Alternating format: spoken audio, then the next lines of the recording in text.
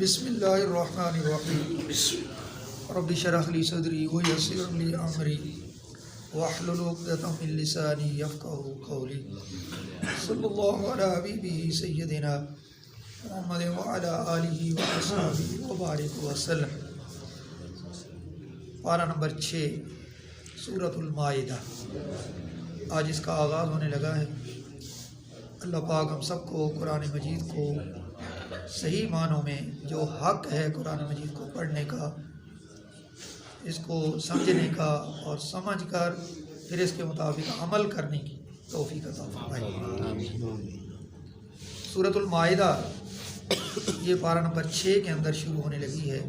سب سے پہلے اس کا تعارف ہو جائے کہ اس سورت کے اندر اللہ پاک نے جو احکامات بیان فرمائے، تفصیل اپنی اپنی جگہ پر آئے گی، لیکن اس کا مختصر جو تعارف ہے، اس کے اندر جن جن چیزوں کا بیان ہوا ہے وہ کون کون سی ہیں۔ سورت اس کا نام ہے المائدہ، دسترخوان عربی میں اس کو کہہ دیتے ہیں۔ یہ مدنی سورت ہے کیونکہ ہجرت کے بعد قرآن مجید کا جتنا بھی حصہ نازل ہوا وہ مدنی کہلاتا ہے، چاہے وہ مدینہ شریف میں نازل ہوا ہو، چاہے وہ سفر میں نازل ہوا ہو، یا اس کا کوئی حصہ مکہ طیبہ کے اندر ہی کیوں نہ نازل ہوا ہو، اس کو مدنی کہا جاتا ہے۔ اور ہجرت سے پہلے قرآن مجید کا جتنا حصہ نازل ہوا وہ سارے کا سارا مکی کہلاتا ہے۔ قرآن مجید کو نزول کے اعتبار سے ہم تو اس کی صورتوں کو 2 حصوں میں تقسیم کرتے ہیں۔ کچھ صورتوں کو مکی کہتے ہیں اور کچھ کو مدنی۔ اوپر لکھا بھی ہوتا ہے، جہاں پہ صورت لکھی ہوتی ہے نا، وہاں پہ لکھا ہوتا ہے سورۃ المائدہ مدنیہ۔ اس طرح جو مکی ہوگی وہاں لکھا ہوگا مکیہ۔ اس کا مطلب یہ ہوتا ہے کہ یہ حصہ ہجرت سے پہلے اور یہ حصہ ہجرت کے بعد نازل ہوا۔ ظاہر ہجرت سے پہلے قرآن مجید کا جتنا بھی حصہ نازل ہوا اس وقت جنگیں نہیں تھیں، یعنی ہجرت سے پہلے جو ہے، کیونکہ پہلی جنگ ہی ہجرت کے بعد ہوئی ہے، جنگ بدر جا کے، تو اس میں تو کوئی لڑائی جھگڑا ہی نہیں ہے۔ تو بعد میں جنگوں کا ذکر آتا ہے، جنگ بدر ہے، جنگ احد ہے، غزوہ احزاب خندق جس کو کہتے ہیں وہ ہے، ساری جنگوں کا ذکر بعد میں آئے گا۔ تو بہرحال یہ سورت جو ہے یہ مدنی ہے۔ اس کی 120 آیات ہیں اس سورت کے اندر، 16 اس کے رکوع ہیں، اور حروف کی تعداد اس کی ہے 12,464۔ اس کے حروف اس کے اندر جو بیان ہوئے ہیں۔ اس سورت کی ایک آیت ایسی ہے جس کے متعلق یقین سے کہا جا سکتا ہے کہ وہ حجۃ الوداع کے موقع پر میدان عرفات میں 9 ذی الحج 10 ہجری کو نازل ہوئی۔ وہ کون سی ہے کہ جو قرآن مجید کی آخری صورت ہے، الیوم اکملت لکم دینکم واتممت علیکم نعمتی ورضیت لکم الاسلام دینا۔ یہ جو آیت ہے یہ قرآن مجید کی نزول کے اعتبار سے سب سے آخری آیت، جو 10 ہجری کو 9 ذی الحج جب نبی پاک علیہ والسلام خطبہ ارشاد فرما رہے تھے میدان عرفات، اس وقت یہ نازل ہوئی۔ پہلی آیت جو تھی وہ اقرأ بسم ربک الذی خلق، جو غار حرا میں نازل ہوئی تھی، وہاں سے قرآن مجید نازل ہونا شروع ہوا، اور اب یہ 10 ہجری کو آخری آیت کے ساتھ پورا قرآن مجید مکمل ہو رہا ہے۔ 23 سال کا تقریباً عرصہ جو ہے وہ اس کو لگا۔ اس سورت کا آغاز تربیت اخلاق سے ہوتا ہے۔ سب سے پہلی جو اس کی آیت ہے اسی کے اندر ہی اخلاقی طور پہ جو ہماری اخلاقی تربیت ہے انسانوں کی، اس کے اوپر زور دیا گیا ہے۔ اس کے عنوان اگر دیکھیں تو مختلف اقسام کے اخلاقی سبق اس سورت کے اندر دیے گئے ہیں، جن کا تعلق جس طرح ایک قوم کی انفرادی اجتماعی زندگی سے ہوتا ہے، اسی طرح ان کا تعلق بین الاقوامی معاملات اور تعلقات سے بھی ہے۔ سب سے پہلے جو حکم دیا گیا اس سورت میں وہ ہے کہ وعدہ پورا کرو، جو بھی وعدہ کرو اس کو پورا کرو۔ یہ اس کی پہلی آیت کے اندر ہی حکم آ گیا ہے، وعدہ کرو۔ تو وعدہ جس کو آج ہم نے سب سے زیادہ پس پشت ڈال دیا ہے کہ وعدے کی اہمیت ہمیں پتہ ہی نہیں، وعدہ ہوتا کیا ہے، وعدہ کر کے اس کا کتنا بوجھ میرے اوپر ہے جس کو میں نے ہر حال میں ادا کرنا ہے۔ ہم نے تو وعدہ مذاق بنا دیا نا۔ وہ وعدہ جو ہے خواہ آپ کا نجی کاروبار کے متعلق ہو، اپنے حلیفوں سے ہو، اپنے حریفوں دشمنوں سے ہو، خواہ اپنے رب سے ہو، جس سے بھی آپ نے جو وعدہ کیا اس کو وعدے کو پورا کرنا ہے۔ آج کی ترقی یافتہ قومیں جو ہیں یہ درست ہے کہ اپنے انفرادی وعدوں کی کسی حد تک پابندی کرتی ہیں، لیکن سیاسی زندگی جو ہے اس میں وعدوں کی جو مٹی پلید کی جاتی ہے وہ بتانے کی ضرورت نہیں ہے۔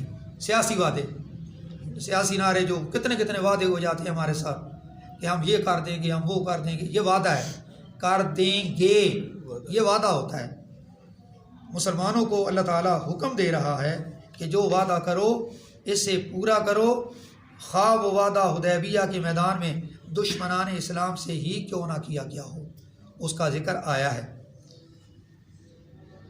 اسی طرح دوسری بات جو اس کے اندر بیان ہوئی ہے وہ ہے آسمانی کتابیں۔ دوسری اہم چیز جس کا ذکر اس صورت میں کیا گیا ہے تورات، انجیل اور قرآن۔ بتایا گیا کہ یہ تینوں کتابیں الگ الگ نظریات کی علمبردار نہیں کہ ان کا حکم الگ الگ ہو، ایسا نہیں ہے، بلکہ یہ تینوں کتابیں، یہ تینوں نہریں ایک ہی سرچشمہ فیض سے پھوٹ رہی ہیں۔ تورات کے متعلق اللہ پاک نے فرمایا قرآن کے اندر حکم ہے، تورات کے متعلق فرمایا کہ فیہا ہدی و نور، وہ کتاب جو ہے تورات وہ ہدایت والی ہے اور نور والی ہے، یہ لفظ اس کے اندر ہے، قرآن نے اس کی تصدیق کی ہے، فیہا ہدی و نور۔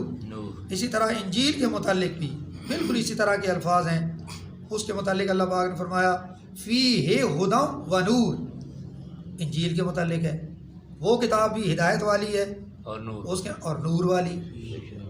اور قرآن کے متعلق تو بار بار یہ الفاظ استعمال ہوئے ہیں، معلوم ہوا کہ ساری کتابوں میں ہدایت بھی ہے، سب میں نور بھی ہے، ہر ایک کتاب میں اپنے زمانے کے مطابق شریعت کا مکمل ترین نظام جو ہے اور اخلاقیات اور معاملات کا جو ضابطے وہ سارے کے سارے موجود ہیں، اور ان سب جامع اور تمام بلند اخلاقی قدروں کا نقیب محافظ اور نگہبان قرآن مجید ہے، جس کو ہم سمجھ رہے ہیں، پڑھ رہے ہیں۔ تیسری بات جو اس صورت کے اندر بیان ہوئی ہے وہ یہ ہوئی ہے کہ مسلمانوں کو، حاملان قرآن جو ہیں، یعنی قرآن مجید خاص طور پہ جس قوم کی طرف آیا مسلمان، ان کو تنبیہ کر دی گئی۔ اللہ پاک نے فرمایا کہ دیکھو، یہ بات یاد دلائی گئی ہے قرآن مجید کے اندر، اس صورت کے اندر، کہ ہدایت اور نور یہود کے پاس بھی آیا، جیسے ابھی آپ نے سنا کہ تورات اور انجیل دونوں کیا ہیں؟ ہدایت اور نور۔ یہ کس کس کے پاس آئے؟ یہودیوں اور عیسائیوں کے پاس آئے، دونوں کے پاس آئے، لیکن انہوں نے اس ہدایت اور نور سے فائدہ نہیں اٹھایا، آئے ضرور لیکن فائدہ نہ اٹھا سکے۔ اے غلامان مصطفیٰ، اب وہی ہدایت اور نور اپنی پوری آب و تاب کے ساتھ، شان و شوکت کے ساتھ تمہارے پاس آ گیا ہے، وہی ہدایت اور نور آ گیا اور تمہیں اس سے فائدہ اٹھانے کا موقع دیا جا رہا ہے، یہ موقع تمہارے پاس آ گیا ہے۔ کہیں تم بھی ان یہودیوں اور عیسائیوں کی طرح اپنی خواہشات اور خود ساختہ مصلحتوں کی قربان گاہ پر اسے بھینٹ نہ چڑھا دینا، یعنی قرآن حکیم کی تعلیمات کو اپنے مفاد کی خاطر اس میں تعویلیں نہ کرنا، بلکہ جو صحیح حکم ہے اس کو سمجھ کر پھر اس کے مطابق چلنا، اللہ تعالیٰ کے نازل کردہ احکام پوری ان کو آگے لوگوں تک منتقل کرنا، کیونکہ جو اللہ تعالیٰ کے حکم کو چھوڑ کر اپنی خواہشات کے مطابق فیصلے کرتا ہے وہی تو حق کا منکر ہوتا ہے، اسی کو تو منکر حق کہتے ہیں، وہ نافرمان ہے، وہ اپنے نفس پر ظلم کرنے والا ہے۔ ساتھ ہی فرمایا کہ یہود و نصارہ خود تو بھٹکے ہوئے، بھٹک گئے، ہدایت اور نور سے فائدہ نہ اٹھا سکے، بھٹک گئے، وہ تمہیں بھی راہ راست سے ہٹانے کی پوری کوشش کریں گے، جو کر رہے ہیں اور بظاہر کافی حد تک کامیاب بھی ہو رہے ہیں، اور یہ کرتے رہیں گے، خود بھی گمراہ ہیں اور تمہیں گمراہ کرنے کی کوشش کریں گے. خود اس ہدایت اور نور سے فائدہ نہیں اٹھا سکے تمہیں بھی فائدہ اٹھانے نہیں دیں گے. تو فرمایا خبردار ہوشیار ہو کے رہنا، ان کے دام فریب میں کہیں پھنس نہ جانا. بڑے بڑے لالچ دیں گے، عجیب و غریب طریقے سے تمہارے اوپر حملہ آور ہوں گے، تمہیں پتہ بھی نہیں چلے گا، وہ اپنے مقصد میں کامیاب ہو جائیں گے جیسے آج کل ہو رہا ہے. اس کے بعد چوتھی بات جو اس صورت کے اندر بیان ہوئی ہے وہ یہ ہے کہ قرآن کریم جو شریعت لے کر آیا اس کی کئی جزیات کا ذکر اس صورت کے اندر بھی بیان ہوا ہے. مثلا حج کے آداب کیا ہے وہ بیان ہوں گے. شعائر اللہ کی تعظیم، اللہ تعالیٰ کی جو نشانیاں ہیں ان کی تعظیم، جس طرح صفا اور مروہ کو اللہ تعالیٰ نے کہا کہ یہ شعائر اللہ ہیں، ان کا ذکر ہوگا. شراب اور جوا، اس کی قطعی ممانعت اس صورت کے اندر بیان ہوئی ہے.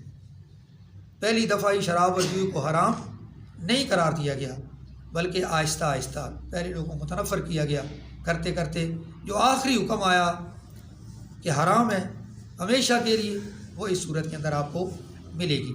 وضو اور تیمم کے جو احکام اور مسائل ہیں، نماز سے پہلے وضو ہوتا ہے، پانی نہ ملے یا بیماری ہو، پانی کا استعمال بندہ نہیں کر سکتا، تو پھر تیمم، اس کا مسئلہ کیا ہے وہ بھی آپ پڑھیں گے سمجھیں گے.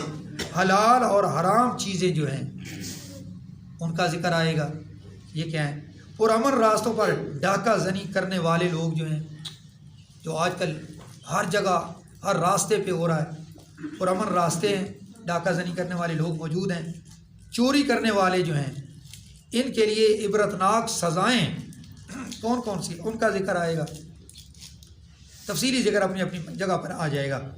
اسی طرح فرمایا پانچواں جو چیز اس صورت کے اندر بیان ہوئی ہے وہ ہے کہ بتایا گیا کہ لات و حبل، یہ جو انہوں نے اپنے بڑے بڑے بت بنا رکھے تھے، ان کا زور ٹوٹ گیا ہے، ان کے اپنے ماننے والے ان سے بدظن ہو گئے ہیں.